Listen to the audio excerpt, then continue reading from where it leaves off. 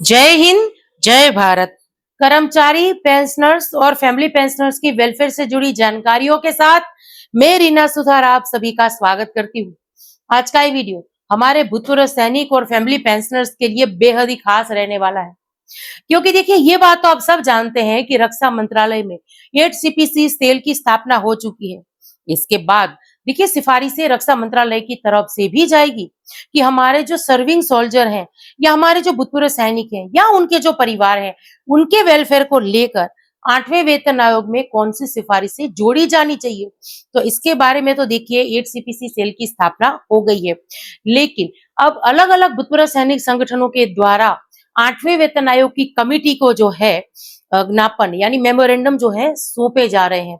चलिए आज के इस वीडियो में एक ऐसे ज्ञापन की बात करती हूँ, एक ऐसा मेमोरेंडम जिसमें विस्तार से बात की गई है सिपाही रैंक के जो हमारे सर्विंग पर्सन है उनकी मिनिमम सैलरी को लेकर, या इसके साथ साथ पेंशन बढ़ोतरी को लेकर, फैमिली पेंशन को लेकर, इक्वल एमएसपी को लेकर, इसके साथ बहुत सारे ऐसे मुद्दे हैं जो हमारे वेलफेयर को लेकर है। तो चलिए आज के इस वीडियो में विस्तार से इसके बारे में बात करते हैं। और रुकिए, सिर्फ यही नहीं, कुछ कमेंट्स भी आज के इस मेरे वीडियो में मैंने शामिल किए हैं, जिनके माध्यम से हमारे पेंशनर्स और फैमिली पेंशनर्स ने अपनी पेंशन संबंधी समस्याओं को शेयर किया है। तो चलिए इसी जानकारी के लिए आज के इस वीडियो में आगे बढ़ते हुए आप सभी से निवेदन है कि वीडियो में अंत तक बने रहिएगा। इस चैनल के माध्यम से दी गई जानकारी अगर आप सभी लोगों के लिए यूजफुल रह रही है तो लाइक और शेयर कर दीजिएगा। वीडियो को हाइप करके हर एक कर्मचारी पेंशनर फैमिली पेंशनर तक वीडियो को पहुंचाइएगा। आप चाहें तो चैनल को ज्वाइन कर सकते हैं, लेकिन अगर सब्सक्राइब नहीं किया है तो जल्दी से पहले चैनल को सब्सक्राइब करके नोटिफिकेशन ऑन कर दीजिए, ताकि हर एक वीडियो की अपडेट आप लोगों तक पहुंचती रहे। इसी के साथ आज की इस वीडियो की शुरुआत इस मेमोरेंडम के साथ करूंगी। और जैसे मैं हमेशा कहती हूँ कि देखिए 8वें वेतन आयोग की जो सिफारिशें होगी, जो फाइनल अप्रूवल के लिए कैबिनेट के सामने जाएगी, वो सिफारिशें तैयार करने में कम से कम 18 महीनों का समय दिया गया था वेतन आयोग की कमेटी को, जिसमें 6 महीने ऑलरेडी बीत चुके हैं। 12 महीने के आसपास का समय अभी भी बाकी है और काफी मेहनत के बाद ये सिफारिशें तय होनी है, क्योंकि यहाँ सिर्फ कुछ लाख पेंशनर्स या कर्मचारियों की बात नहीं है, करोड़ों कर्मचारियों और लाखों पेंशनर्स के भविष्य का सवाल है। तो ऐसे में हर एक सिफारिश अपने आप में बेहद ही खास हो जाती है। जैसे ये मेमोरेंडम और इसकी सिफारिश है 5 मई 2026 का ये मेमोरेंडम है गौरव सेनानी पूर्व सैनिक कल्याण संस्थान टोंक के द्वारा, जो राजस्थान में है। इनके द्वारा देखिए ये एक मेमोरेंडम बड़े विस्तार से तैयार किया गया है। अब ये किसके लिए है? देखिए 8 सीपीसी यानी 8 पे कमीशन के लिए जो है ये मेमोरेंडम तैयार किया गया है।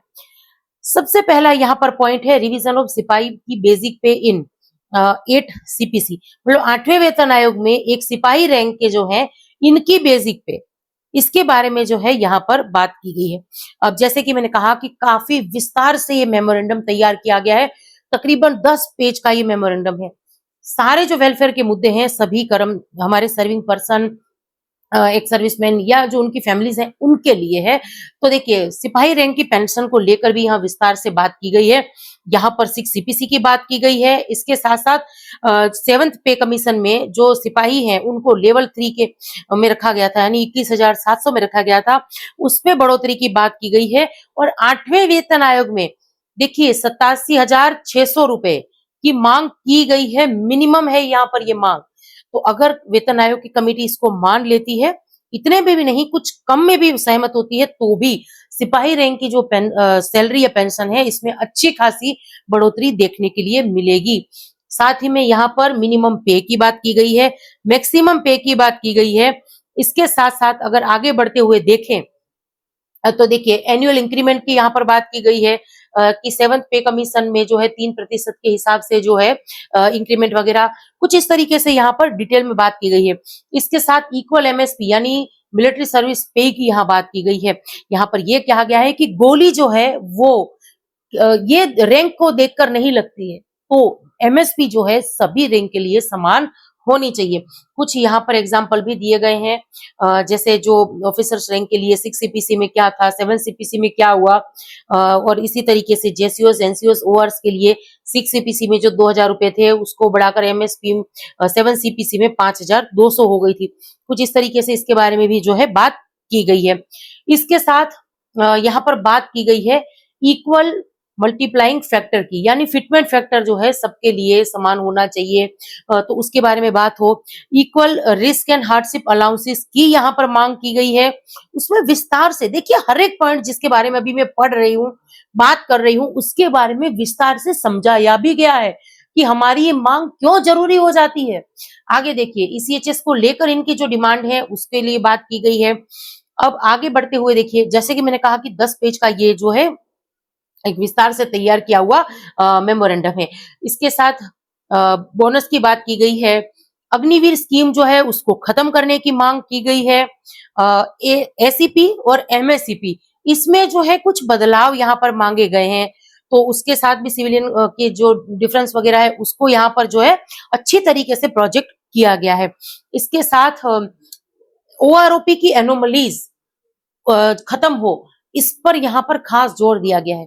आगे हम पीएमआर वेटरन्स के लिए भी बात कर रहे हैं, क्योंकि ओआरओपी की एनोमलीज की जहां बात की गई है वहां पर विस्तार से हमारे जो पीएमआर वेटरन्स हैं उनको, उनके लिए भी अलग से एक पैराग्राफ है। देखिए, ओआरओपी बेनिफिट्स टू प्री, जो पीएमआर आए हैं ऐसे रिटायरीज के लिए ओआरओपी के बेनिफिट्स मिलने चाहिए, उसको लेकर यहाँ पर कहा गया है कि देखिए, पहले तो ओआरओपी सबके लिए लागू करने की बात की गई थी। उसके बाद 7/11/2015 को लेटर्स वगैरह आए, पॉलिसी आपने चेंज की। माननीय प्रधानमंत्री जी का एक भाषण, उसका भी हवाला दिया गया है, जहां पर वो कह रहे थे कि सभी को जो है ओआरओपी मिलना चाहिए। कुछ इस तरीके से प्रीमेच्योर रिटायरमेंट जो हमारे आए हैं, जो पेंशनर्स, उनके बेनिफिट को लेकर यहाँ पर जो है बात की गई है। और यहाँ पर कहा गया है कुछ एएफटी के जो डिसीजन है, एएफटी के जो फैसले थे कोर्ट केस के, उसका भी हवाला जो है यहाँ पर दिया गया है। इसीलिए मैंने वीडियो की शुरुआत में कहा था कि काफी विस्तार से इस मेमोरेंडम को जो है तैयार किया गया है। अब यहाँ पर एक बहुत बड़ी दूसरी मांग कि जो रिजर्विस्ट पेंशनर्स हैं उनको भी ओआरओपी का बेनिफिट मिले।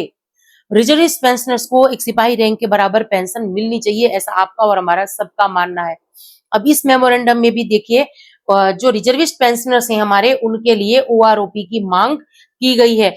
अगर ऐसा होता है तो रिजर्विस्ट पेंशनर्स जो सिर्फ 9,000 की बेसिक जिनकी आ रही है, उनको अच्छा खासा फायदा होगा और ऐसा होना भी चाहिए।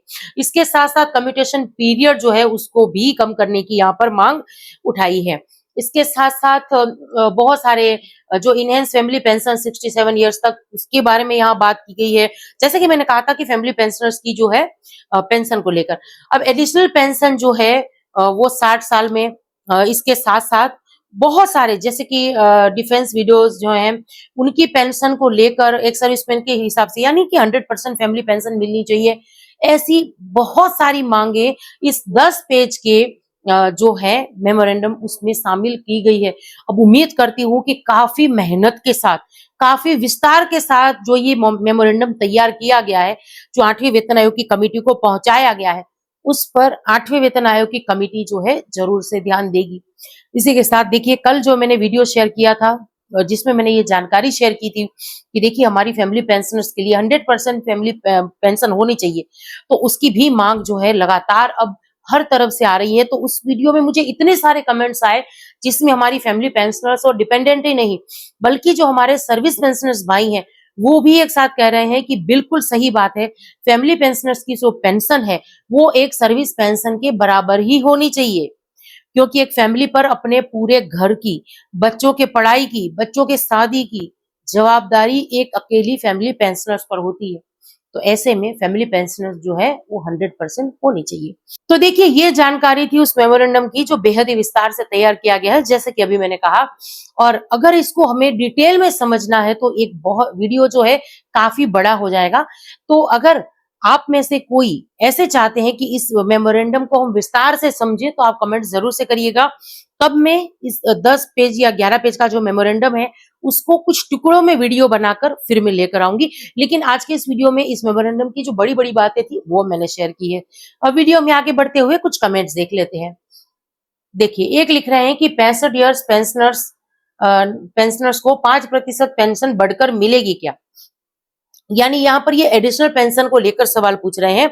देखिए, अभी एडिशनल पेंशन का जो रूल है वो यही है कि 80 साल पूरा होने के बाद जब 81 साल लगता है तभी एडिशनल पेंशन शुरू होती है। अगर आने वाले दिनों में केंद्र सरकार एडिशनल पेंशन 65 साल से शुरू करती है देना, यानी 65 साल में 5%, 70 साल में 10%, 75 साल में 15% और 80 साल में तो 20% है ही। लेकिन केंद्र सरकार अगर एडिशनल पेंशन जल्दी देने के लिए मान जाती है तो ये नियम आप सभी पर लागू होगा, लेकिन अभी ये 81 साल में ही जो है आपको एडिशनल पेंशन मिल रही है। चलिए अगला कमेंट है, जैसे कि मैंने कहा था कि service pension and family pension same होनी चाहिए, यानी 100%। तो जैसे कि मैंने कहा था कि हमारे सिर्फ फैमिली पेंशनर्स नहीं, सर्विस पेंशनर्स भी ये मान रहे हैं, डिपेंडेंट पे ये मान रहे हैं कि पेंशन जो है वो सर्विस पेंशनर्स के बराबर होनी चाहिए, यानी 100% फैमिली पेंशन होनी चाहिए। इसी के साथ वीडियो में आगे बढ़ते हुए अगला कमेंट देख लेते हैं। देखिए, एक लिख रहे हैं कि गुड मॉर्निंग मैम, ये तेलंगाना हैदराबाद से है और ये लिख रहे हैं कि मेरी माताजी को अभी तक एरियर रिसीव नहीं हुआ है, यानी डीएडीआर का एरियर जो है वो अभी नहीं मिला है, तो इसके बारे में बताइए। देखिए, लगातार मैं इसके बारे में भी बात कर रही हूँ कि अगर किसी पेंशनर, फैमिली पेंशनर्स को महंगाई भत्तों का एरियर नहीं मिला है तो जल्दी से आप सीपी ग्राम के थ्रू कंप्लेन दर्ज करा दीजिए, तो ये एरियर जो है आपके खातों में आ जाएगा। लेकिन क्योंकि अभी देखिए आपको एरियर नहीं मिला सबके साथ, तो अभी जो 4 महीनों का एरियर मिला है वो जितना भी लेट होता है तो उसके हिसाब से आपको भी कैलकुलेट जो है करके फिर देखना है कि वो एरियर आपको सही मिला है या नहीं मिला है, क्योंकि स्पर्श टीम की तरफ से इस बार एरियर क्रेडिट होने में थोड़ी सी गड़बड़ी हुई है। जैसे कि शिकायतें भी आ रही थी फैमिली पेंशनर्स की कि 2 या 4 रुपए कम भी आ रहे हैं, तो इस बात का आपको भी ध्यान रखना है कि एरियर आपको सही तरीके से मिल जाए। उम्मीद करती हूँ कि हमारे सभी पेंशनर्स, फैमिली पेंशनर्स को ये एरियर क्रेडिट हो गया होगा। जिनको नहीं हुआ वो सीपी ग्राम के थ्रू कंप्लेन दर्ज करा सकते हैं और साथ ही में मई महीने की जो हमारी पेंशन है वो बढ़ी हुई आएगी, इस बात का भी जो है जरूर से ध्यान रखिएगा। इसी के साथ वीडियो में आगे बढ़ते हुए सबसे आखिर में ये कमेंट देख लेते हैं। देखिए, एक लिख रहे हैं कि मैम क्या डीएसपी बैंक ऑफ महाराष्ट्र को क्या लागू है, यानी ये शायद डीएसपी अकाउंट को लेकर पूछ रहे हैं कि बैंक ऑफ महाराष्ट्र में ऐसा कुछ है या नहीं, यानी कि जो हमारे सर्विंग पर्सन है या हमारे डिफेंस के पेंशनर्स या फैमिली पेंशनर्स हैं, इनके लिए बैंक ऑफ महाराष्ट्र में अलग से कोई अकाउंट है या नहीं है।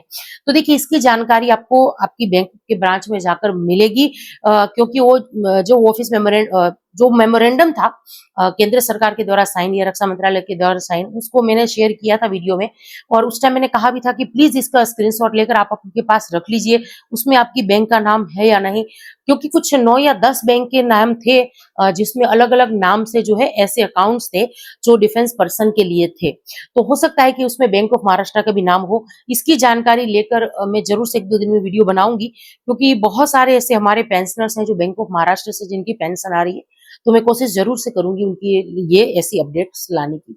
पर आज तक के लिए यही जानकारी थी जिसको लेकर आज के इस वीडियो में आई थी। अब ये जानकारी आप सब लोगों को कैसी लगी कमेंट्स के माध्यम से जरूर से शेयर करिएगा। इसी के साथ आज के इस वीडियो से विदा लेती हूँ। जय हिंद।